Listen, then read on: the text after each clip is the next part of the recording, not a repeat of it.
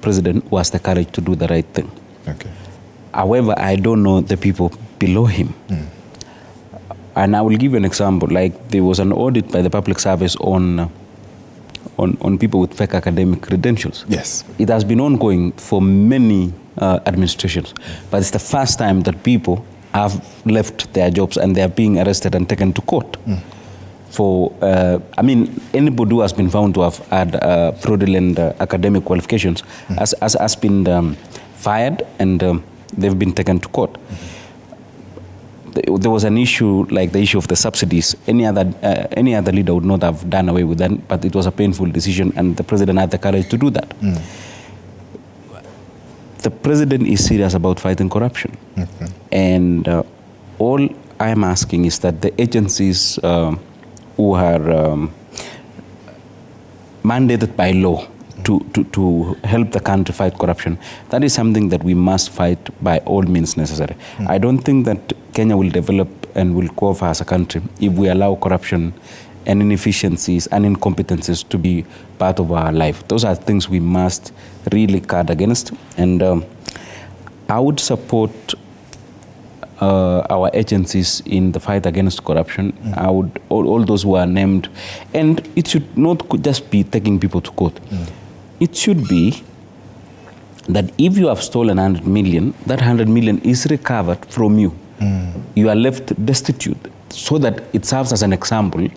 You know, the most sad story is that you come in as a public servant, everybody knows your net worth, everybody knows you didn't have anything, you are neighbors with people in Eastlands or Embakasi or Ngong. All of a sudden you live in Karen or Runda. Nobody questions how you got the money to go there. And then you leave office, somebody else is appointed to that office, the people below you tells you, you know, so-and-so did this. I mean, it's a continuous behavior by civil servants who always enrich themselves by being in offices and benefiting themselves. And successive regimes have not been able to deal with this issue. And I think it's high time that we tackle this issue. Fred, the EACC uncovered systemic loopholes that facilitated significant financial mismanagement and corruption within NHIF. When you look at, you know, that procedure and what EACC did, do you think there is the will to be able to fight corruption in the country? In fact, Boit has put it very well. You see, first of all, let's start from the two offices. One of them is called Controller of Budget. Controller of Budget every 4 months gives what is called Budget Implementation Report and tables to the houses. If you look at it, it has shown there is mismanagement, there's misappropriation, there's wastage, there's corruption, and there's theft. Nothing has happened.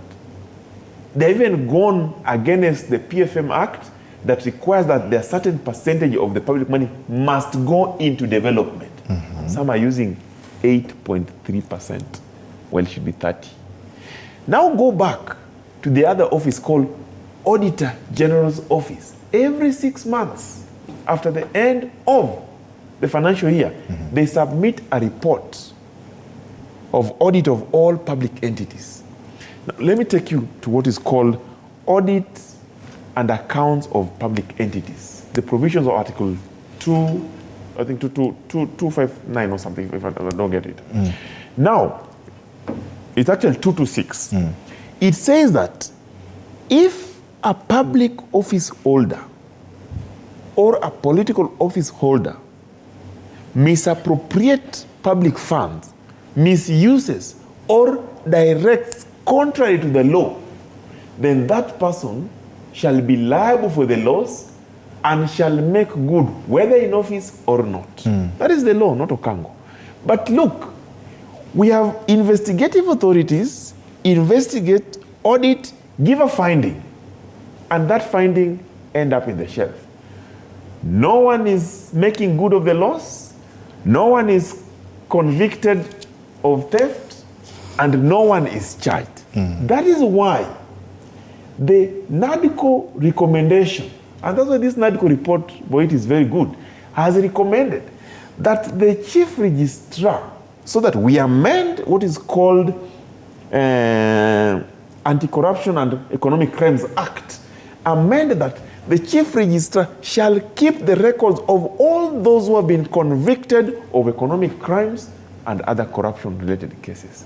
So that we know that in the history of this country, the following were convicted of theft of public money. So what has happened in NHIF, which is now being changed into SHF. And remember, it's just the change of the name. Look at even the regulations that Nakumincha is talking about. Those regulations have not gone through public participation. They have not been approved by Parliament. It means we are still going to go back where we were, because it is a systemic issue. It is both a systemic and system issue.